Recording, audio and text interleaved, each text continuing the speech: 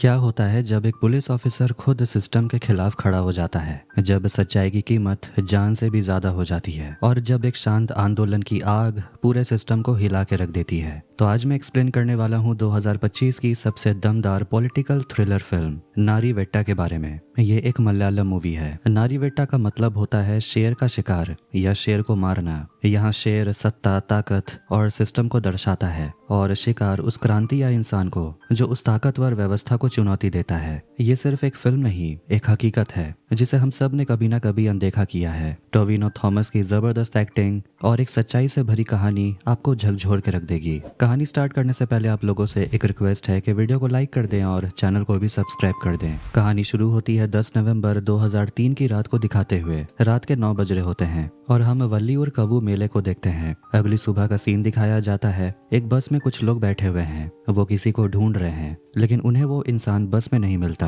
फिर वो सभी लोग मानंथवाड़ी नाम के जगह पे उतरते हैं और वहाँ एक ऑटो वाले को एक फोटो दिखाकर पूछते हैं, क्या तुम इसे पहचानते हो? तब उन्हें पता चलता है कि जिसे वो ढूंढ रहे हैं वो आदमी तो जंगल की तरफ चला गया है जहाँ पर कुछ आदिवासी लोग रहते हैं। अब वो सभी लोग पीटर को ढूंढने के लिए जंगल की तरफ निकल पड़ते हैं। धीरे धीरे रात हो जाती है लेकिन उन्हें पीटर का कोई पता नहीं चलता। यहाँ हमें पहली बार पीटर दिखता है जो एक ट्रक के पीछे छिपकर अपने घर लौटने की कोशिश कर रहा है, लेकिन तभी वहाँ वही लोग उसका पीछा कर रहे होते हैं। वो ट्रक को रोक लेते हैं और आखिरकार पीटर को पकड़ लेते हैं और उसे बहुत पीटते हैं। पिटाई के दौरान पीटर को कुछ फ्लैशबैक याद आने लगते हैं जिसमें हम देखते हैं कि आदिवासी लोगों पर काफी जुल्म हो रहा था, उन्हें मारा जा रहा था। अगले दिन हम जंगल में रहने वाले एक आदिवासी कम्युनिटी को देखते हैं। एक बच्ची अपने लगाए हुए फूल के पौधे को पानी दे रही होती है। तभी कुछ बच्चे आ जाते हैं और उसे परेशान करने लगते हैं। वो कहते हैं कि तूने ये पौधा हमारे जमीन पे लगाया है, अब ये हमारा हुआ। वो बच्चे उसे धक्का दे देते हैं। तभी उस बच्ची के पिता आ जाते हैं और उन बच्चों पर चिल्लाने लगते हैं। फिर उन बच्चों के भी माता पिता वहां आ जाते हैं और उन सभी के बीच में तू तू मैं शुरू हो जाती है। तभी वहां पर पान खाते हुए एक आदमी आता है जिसका नाम है थामा।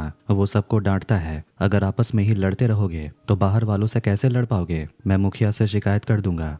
अब अगर बात करें इन आदिवासियों की रोजमर्रा की जिंदगी की, तो ये लोग अमीर लोगों के यहाँ काम करके थोड़ा बहुत कमा लेते हैं, लेकिन हर दिन के लिए उन्हें बहुत मुश्किल होता है। बच्चों के लिए स्कूल जाना भी कठिन है क्योंकि रास्ता खराब है, पास में ना अस्पताल है ना बस की सुविधा। किसी तरह उनकी जिंदगी कट रही है। एक दिन थामा एक आदमी के बगीचे से सुपारी तोड़ लेता है। बगीचे का मालिक देखता है तो उसे थप्पड़ मार देता है। पास के पुलिस स्टेशन में जाकर शिकायत कर देता है, लेकिन सब इंस्पेक्टर जयश कहता है कि अरे ये तो बहुत छोटी सी बात है, 2 सुपारी की कीमत 6 रुपए है। वो उस आदमी को 6 रुपए देकर कहता है मामला यही खत्म करो, मगर बगीचे वाला नहीं मानता। वो कहता है इस लड़के को जेल में डालो, ये चोर है। तब जयश कहता है ठीक है, चोरी का केस दर्ज कर देता हूँ, लेकिन आप सब गवाह हो तो आपको कोर्ट भी जाना पड़ेगा। ये सुनकर वो लोग सोच में पड़ जाते हैं कि 6 रुपए की सुपारी के लिए अगर कोर्ट गए तो 600 का नुकसान हो जाएगा, इसलिए वो लोग खुद ही मामला खत्म कर देते हैं। तभी वहाँ उसी कम्युनिटी के मुखिया भी आ जाती है और वो लोग लड़के को अपने साथ ले जाते हैं। फिर मुखिया अपने कम्युनिटी के लोगों से बात करती है। उनकी बातों से पता चलता है कि उनके पास रहने के लिए अपना घर तक नहीं है। अब अगर उन्हें अपनी जमीन और घर चाहिए तो उन्हें हड़ताल करनी पड़ेगी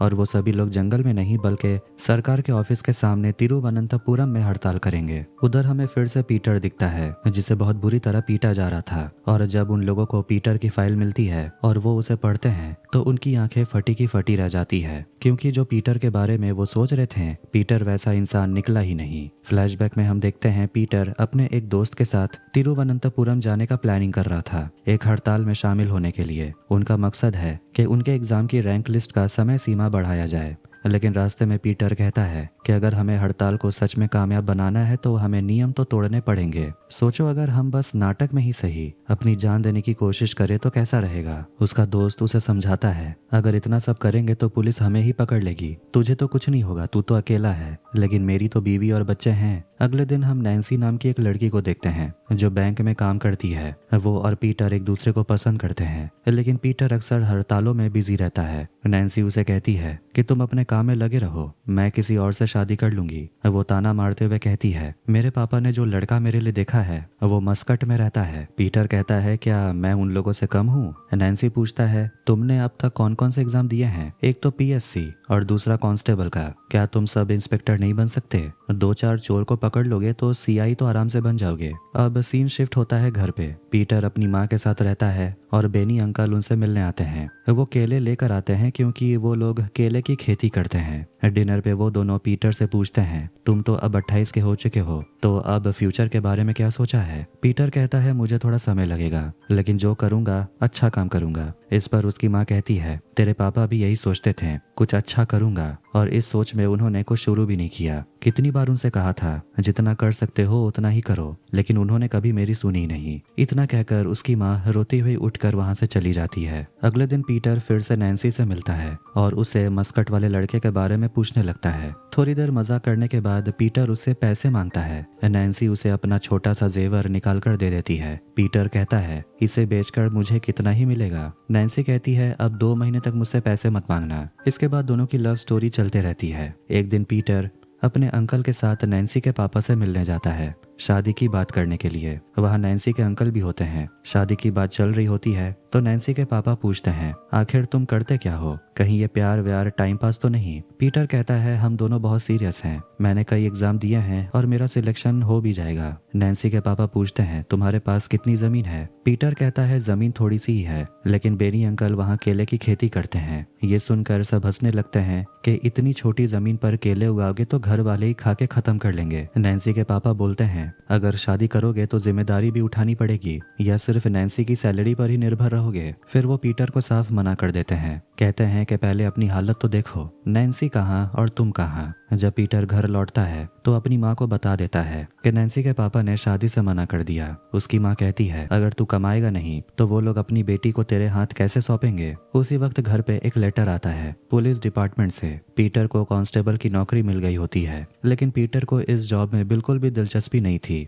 उसकी माँ गुस्से में चली जाती है तो उसके अंकल पीटर को समझाते हैं, कांस्टेबल हो या सब इंस्पेक्टर, आखिर तो पुलिस ही रहेगा। पुलिस की भी एक ताकत होती है, कोई भी काम छोटा नहीं होता, पहले काम शुरू तो कर। लेकिन लाख समझाने के बावजूद पीटर ये नहीं समझता कि उसे इस समय नौकरी की कितनी जरूरत है। शाम को वो चर्च में नैन्सी से मिलने जाता है। वो बताता है कि नैन्सी के पापा और चाचा ने शादी से साफ मना कर दिया। नैन्सी कहती है, तुझे हमेशा सिर्फ अपनी फिक्र रहती है, तुझे कैसी नौकरी चाहिए? कभी सोचा है कि तेरे बिना मेरा क्या होगा? तू अपने परिवार की हालात को देखता क्यों नहीं है? अभी तुझे नौकरी की बहुत जरूरत है। जब तक मैं मना करूंगी कोई मुझसे शादी नहीं करेगा। मैं तेरे लिए इंतजार कर सकती हूँ, लेकिन तुझे ये नौकरी कर लेनी चाहिए और फिलहाल हमें एक ब्रेक लेना पड़ेगा। ये कहकर वो वहां से चली जाती है। अलग होने की बात सुनकर पीटर थोड़ा उदास हो जाता है। जब वो घर आता है तो उसकी माँ उसे देखती है और समझाने लगती है, जो लोग आज तेरे साथ नहीं हैं उनके लिए ज्यादा मत सोच, जब तू अपनी जिंदगी में कुछ बन जाएगा तो सब तेरे साथ आ खड़े होंगे। इसके बाद हम देखते हैं कि पीटर आखिरकार कांस्टेबल की नौकरी ज्वाइन कर लेता है। एक दिन पुलिस फोर्स एक जगह भेजी जाती है कुछ आदिवासियों को रास्ते से हटाने के लिए। वो लोग अपनी जमीन को बचाने के लिए सड़क पर बैठे थे, चाहे उनका घर सरकारी जमीन पर ही क्यों न बना हो। एक बूढ़ा आदमी होता है जो हटने का नाम नहीं ले रहा था। पीटर जाकर उस आदमी को पीटने लगता है। ये देखकर पीछे से ऑफिसर रंजीत आता है और पीटर को खींच के पीछे ले जाता है। वो कहता है कि वो बूढ़ा तेरे बाप की उम्र का है, अगर उसे कुछ हो गया तो जवाब कौन देगा? फिर वहाँ बशीर आता है और रंजीत को शांत करता है, छोड़िए सर, नया लड़का है, अभी सीख रहा है। शाम के वक्त कैंप में देखते हैं कि पीटर पीएससी की तैयारी कर रहा था, लेकिन वो बशीर से बात करते हुए कहता है, पता नहीं मुझसे ये नौकरी हो भी पाएगी या नहीं, मुझे तो बस यहाँ से निकलना है। बशीर उसे समझाते हुए कहता है, मेरे पापा भी हेड कांस्टेबल थे, घर में और पुलिस स्टेशन दोनों जगह उनका एक जैसा ही गुस्सा रहता था, इसलिए मुझे पुलिस यूनिफॉर्म से नफरत हो गई थी, डर लगता था। लेकिन अचानक पिताजी गुजर गए, मेरे से छोटी 3 बहनें थी, मेरे पास कोई और ऑप्शन नहीं था, काम करना ही पड़ा, पेट का जो सवाल था, और अब देखो मैं यही खुश हूँ। अगली सुबह ब्रेकफास्ट के समय सब पीटर की टांग खींचते रहते हैं क्योंकि उसके अंदर गुस्सा बहुत भरा रहता है। तभी एक हवलदार आता है और बताता है, एक टीम को वायनाड के लिए निकलना होगा, इमरजेंसी है। जंगल में कुछ आदिवासी लोग हड़ताल कर रहे हैं, सबको जाना पड़ेगा। पीटर नहीं जाना चाहता क्योंकि वो कैंप में रहकर पढ़ाई करना चाहता है, लेकिन बशीर कहता है इस लिस्ट में तेरा भी नाम है तो तुझे तो जाना ही पड़ेगा। पीटर इंस्पेक्टर हरिदास से मिलने जाता है जिन्होंने टीम की लिस्ट बनाई थी, लेकिन वो पीटर की एक भी नहीं सुनते और उसे जाने का आदेश देते हैं। जंगल पहुंचते पहुंचते शाम हो जाती है।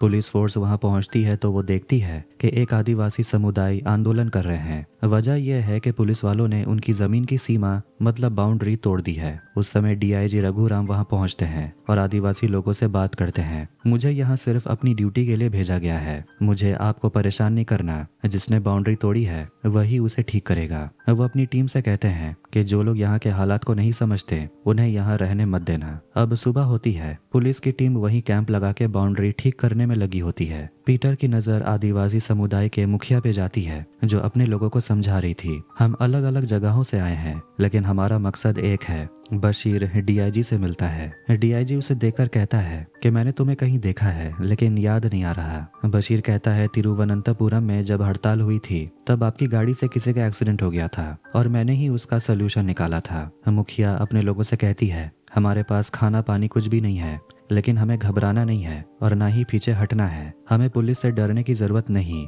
चाहे 36 दिन ही क्यों ना हो जाए, पर हमारा संघर्ष जारी रहेगा। उसी दौरान हम देखते हैं कि पीटर थामा के कुत्ते से परेशान हो जाता है। वो कुत्ता उसे दौड़ाने लगता है। थामा सामने आकर कहता है कुत्ते को कुछ मत करना और पीटर को धक्का दे देता है।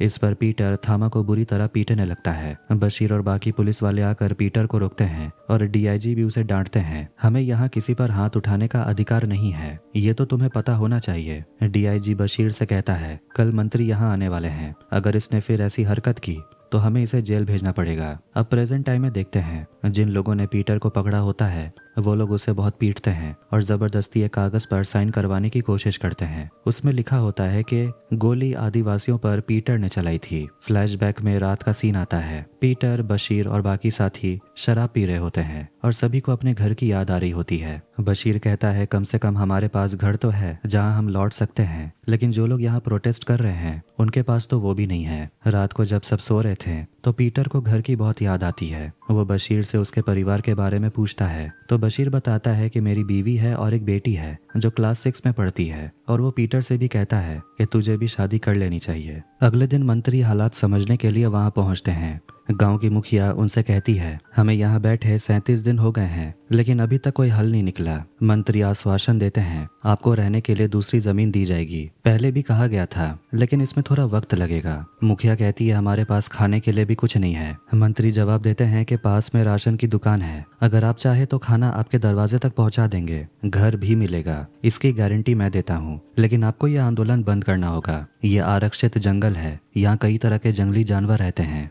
लेकिन मुखिया को ये कोई हल नहीं लगता और वो लोग वहां से चले जाते हैं। रात को आदिवासी एक रिचुअल कर रहे होते हैं। वो लोग एक लोमड़ी के जीभ को काटकर अपने मुतप्पन देवता को चढ़ाते हैं। कुछ देर के बाद आदिवासी मशाल लेकर पुलिस वाले के पास आते हैं। वो गुस्से में होते हैं क्योंकि पुलिस वालों ने जूठा खाना तालाब में फेंककर पानी गंदा कर दिया। वही तालाब जिसमें वो लोग पूजा करने वाले थे, जिससे वो लोग पानी पीते हैं। उनके लिए तो बहुत बड़ी मुसीबत खड़ी हो गई है, लेकिन डीआईजी उनकी बात नहीं सुनता। बशीर को ये सब कुछ गलत लगता है, लेकिन जब डीआईजी उसे घूर के देखता है तो वो चुप हो जाता है। अगले दिन वहाँ पर होम अफेयर्स सिक्योरिटी टीम पहुँचती है। पीटर बशीर से पूछता है ये लोग कौन है। बशीर बताता है कि यहाँ हालात कभी भी बिगड़ सकते हैं, इसीलिए रिस्क नहीं ले सकते। पुलिस और सिक्योरिटी टीम आपस में बात करने लगती है। लगता है कि जो प्रोटेस्ट चल रहा है उसका कनेक्शन माओवादियों से हो सकता है।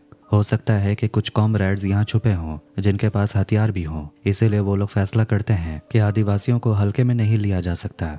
सबसे पहले हथियारों को ढूंढना होगा, लेकिन पुलिस की टीम सीधे आंदोलन स्थल के अंदर नहीं जा सकती, इसलिए वो जंगल में फैलकर सर्च ऑपरेशन शुरू कर देते हैं। पीटर को एक झोपड़ी मिलती है, लेकिन उसके अंदर हथियार नहीं बल्कि अनाज होता है। वो जाकर डीआईजी को सारी बात बताता है। फिर एक न्यूज़पेपर से डीआईजी को पता चलता है कि सरकार ने ट्राइबल लोगों की मांगे नहीं मानी है। अगले सीन में देखते हैं बशीर एक टीम के साथ जंगल गया होता है, लेकिन रेडियो से उनसे संपर्क नहीं हो पा रहा था। पीटर थोड़ा घबरा जाता है। वो डीआईजी के पास जाकर कहता है उनकी तलाश में एक टीम भेजी जानी चाहिए, लेकिन डीआईजी बात को टाल देता है। कहता है कि वो लोग शाम तक आ जाएंगे, हो सकता है कि उनका रेडियो कहीं गिर गया होगा। फिर वो पीटर से कहता है कि फिलहाल जाकर अपनी ड्यूटी करो।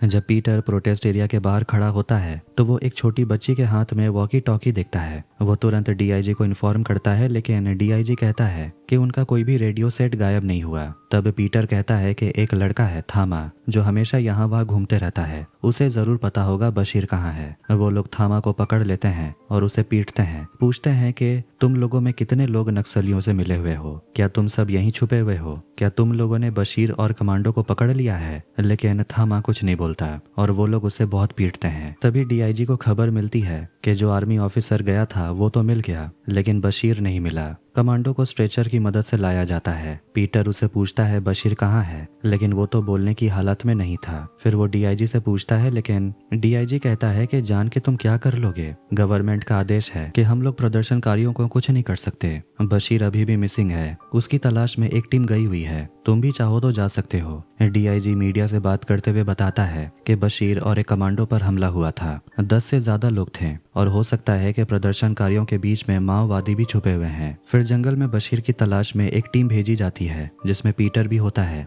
आगे बढ़ने पर उसे एक टोपी मिलती है, जिससे वो घबरा जाता है। थोड़ी दूर जाकर उसे बशीर की डेड बॉडी मिलती है, जो एक कुर्सी से बंधी हुई थी। पीटर उसे देखकर फूट फूट कर रो पड़ता है, क्योंकि बशीर उसके लिए बड़े भाई जैसा था। बशीर के बॉडी को लाया जाता है और मामला इतना बढ़ जाता है कि अब मंत्री को दोबारा आना पड़ता है। वो मुखिया को चेतावनी देता है कि अगर तुम लोग एक दिन से ज्यादा यहाँ रुके तो बहुत बुरा होगा, तुरंत यहाँ से चले जाओ। मुखिया कहती है, हमें तो बस अपना घर चाहिए, आप डरा लो, हमें डर नहीं लगता, मरना होगा तो यहीं मरेंगे। जब वो बाहर निकलती है, मीडिया उसे घेर लेती है, पूछती है क्या आप लोगों के बीच में माओवादी भी हैं। मुखिया कहती है, हम सब अकेले हैं। अगली सुबह और भी पुलिस फोर्स भेज दी जाती है और अब डीआईजी पर दबाव बनाया जाता है कि स्थिति को जल्द से जल्द खत्म किया जाए, क्योंकि एक पुलिस ऑफिसर की मौत हो चुकी है। पीटर थोड़ा नाराज होता है, वो कहता है क्या हम बशीर का बदला नहीं लेंगे। डीआईजी समझाता है, बशीर मेरे लिए भी भाई जैसा था, मुझे भी बहुत दुख है, लेकिन ऊपर से बहुत प्रेशर भी है। अगर ये दंगा और बढ़ा तो और भी पुलिस वाले मारे जाएंगे, तुम भी और मैं भी। पीटर उस कमांडो के पास जाता है जिसके साथ बशीर जंगल में गया था और उसे चाकू दिखाकर पूछता है, ये बशीर की बॉडी के पास मिला, आखिर किसने उस पर हमला किया था। अचानक वो कमांडो पीटर पर हमला कर देता है और उसे पीटने लगता है। फ्लैशबैक में देखते हैं कि वो कमांडो दया नारायण ने ही बशीर को मारा था। पीटर तुरंत डीआईजी को बता देता है, आर्मी ऑफिसर दया नारायण ने ही बशीर को मारा है, उसके गले में चाकू के निशान थे और ऐसा कोई प्रोफेशनल ही कर सकता है, ट्राइबल नहीं। डीआईजी उसे समझाते हैं, तुम्हें तो यहाँ कुछ और काम करने को भेजा गया था, लेकिन तुम तो कुछ और ही सोचने लगे हो। पीटर कहता है, हमें उस आर्मी ऑफिसर को जेल में डालना चाहिए, जो कुछ किया गया उसका दोष उन गरीब प्रदर्शनकारियों पर मत डालिए। इतने में बाकी ऑफिसर्स आ जाते हैं और पीटर को पकड़ लेते हैं। डीआईजी तब कबूल करता है, हमें किसी पुलिस ऑफिसर को मरवाना नहीं था, वरना ये प्रदर्शन कभी खत्म ही नहीं होता, ऐसा करना पड़ा, मेरे ऊपर बहुत प्रेशर था। अगर आंदोलन चलता रहता तो सरकार की छवि खराब हो जाती, मेरे पास कोई और रास्ता नहीं था। फिर वो पीटर को धमकी देता है, अगर एक और जान गई तो किसी को फर्क नहीं पड़ेगा, इसीलिए चुपचाप अपना काम करते रहो। फिर कहानी प्रेजेंट में आती है और पता चलता है पीटर को पकड़ने वाला कोई और नहीं बल्कि डीआईजी रघुराम ही था। वो नहीं चाहता कि बशीर के साथ जो कुछ भी हुआ वो दुनिया के सामने आए, इसलिए पीटर को ठिकाने लगाना जरूरी था। वो पीटर पर ट्राइबल लोगों को मारने का आरोप भी लगाने वाले थे और उनके पास गवाह भी है और सबूत भी। फ्लैशबैक में दिखता है कि डीआईजी खुद ट्राइबल्स को इन्फॉर्म करते हैं कि उन्हें जमीन खाली करनी होगी। जब वो नहीं मानते तो पुलिस और ट्राइबल लोगों के बीच में दंगा शुरू हो जाता है। पीटर जो कि वैन में बेहोश पड़ा हुआ था, बाहर से चिल्लाने की आवाजें सुनकर होश में आता है और देखता है कि दंगा शुरू हो चुका था। वो मैदान में कूद पड़ता है और जितना हो सके लोगों को बचाने की कोशिश करता है, लेकिन ये काफी नहीं था। अब पुलिस की टीम फायरिंग करना शुरू कर देती है। आखिर में मुखिया को अरेस्ट कर लिया जाता है, थामा को गोली लग जाती है और उसकी वही मौत हो जाती है। दंगा खत्म होने के बाद सभी लोग अपने अपने घर चले जाते हैं। पीटर भी अपने घर लौटता है, लेकिन वो अब बहुत दुखी था क्योंकि जो कुछ भी ट्राइबल लोगों के साथ हुआ वो गलत था। ये बात वो नैन्सी को बताता है, जो खुद हैरान रह जाती है। पूछती है कि अगर किसी को बताओगे तो क्या तुम पर कोई भरोसा करेगा। पीटर कहता है, मैं चाहूँ तो चुप रह सकता हूँ, बस अपनी ड्यूटी करता रहूँ, लेकिन मैं ऐसा नहीं कर सकता। जब आंखें बंद करता हूँ तो बशीर और प्रदर्शनकारियों के चेहरे याद आते हैं, मेरा कलेजा फट जाता है, मैं इस तरह नहीं रह सकता। नैन्सी उसका साथ देती है, कहती है कि अगर तुम्हारी नौकरी ही क्यों न चली जाए तो जाने दो, चाहे तुम्हारे ऊपर केस ही क्यों ना हो जाए, सच बाहर ले आओ। इसीलिए पीटर आखिरकार शिकायत दर्ज करा देता है, लेकिन डीजीपी पीटर से कहते हैं तुम्हारी शिकायत की मैंने जांच करवाई, लेकिन प्रदर्शनकारियों के साथ वैसा कुछ नहीं हुआ था जैसे तुम कह रहे हो। तभी वहाँ डीआईजी रघुराम आते हैं और डीजीपी से कहते हैं पीटर अभी नया है, शायद उसे बात की समझ नहीं है, और वो खुद भी कहते हैं बशीर के साथ जो हुआ वो हमारा फैसला नहीं था, हम तो सिर्फ ऊपर से मिले ऑर्डर को फॉलो कर रहे थे। डीजीपी कहते हैं तो फिर मामला यही खत्म हुआ, और वो पीटर से बोलते हैं तुम्हारा काम है जो डिपार्टमेंट कहता है वो करना। लेकिन डीआईजी रघुराम को पता था पीटर चुप बैठने वालों में से नहीं है, इसलिए वो अपनी टीम बनाता है और पीटर को किडनैप करवा लेता है और उसे टॉर्चर करता है, जो हमने प्रेजेंट में देखा, और समझाने की कोशिश करता है कि हम तुम्हें कुछ नहीं करेंगे, बस ये बाहर नहीं आना चाहिए कि प्रदर्शनकारियों के साथ क्या हुआ। तुमने अपने ही डिपार्टमेंट के खिलाफ लड़ाई शुरू कर दी है, अब ये बंद करो, तुम ये जंग नहीं जीत सकते। मगर दर्द के पीछे एक मुस्कान लिए पीटर जवाब देता है मैं ये जंग पहले ही जीत चुका हूँ। फ्लैशबैक में देखते हैं पीटर जेल में मुखिया से मिलने गया था। मुखिया अब हार मान चुकी थी। वो कहती है कि अगर हम सच बोल भी दें तब भी कोई हमारी बात पर यकीन नहीं करेगा।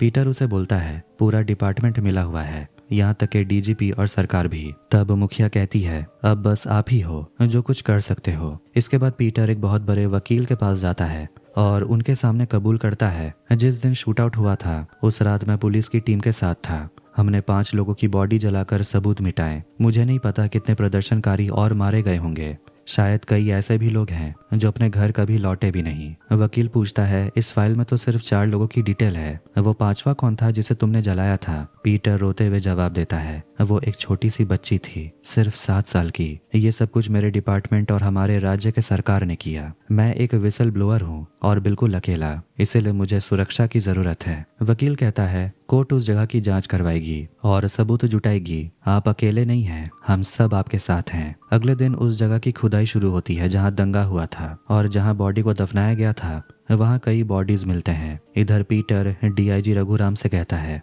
आप मुझे मार सकते हैं, जला सकते हैं, दफना सकते हैं, लेकिन सच बाहर आके रहेगा। अब न्यूज रिपोर्ट्स के जरिए दंगे की सच्चाई सबके सामने आ जाती है। इस दंगे में 6 लोगों की मौत हुई थी और यह अपराध डीआईजी रघुराम के आदेश पर पुलिस डिपार्टमेंट ने अंजाम दिया था। इतने सारे सबूत सामने आने के बाद रघुराम को गिरफ्तार कर लिया जाता है और इसी के साथ ये फिल्म यहीं पर एंड हो जाती है। कभी कभी एक कहानी सिर्फ पर्दों पर ही नहीं चलती, वो हमारी रगों में उतर जाती है। नारीवेट्टा भी ऐसी कहानी है जहां एक अकेले इंसान की लड़ाई पूरे सिस्टम के खोखलेपन को उजागर कर देती है, जहां सच्चाई बोलने की कीमत जिंदगी से बड़ी हो जाती है। तो आपको ये वीडियो कैसा लगा कमेंट करके जरूर बताएं। वीडियो पसंद आया तो वीडियो को लाइक कर दें और चैनल को भी सब्सक्राइब कर दें। मिलते हैं नेक्स्ट वीडियो में। Take care.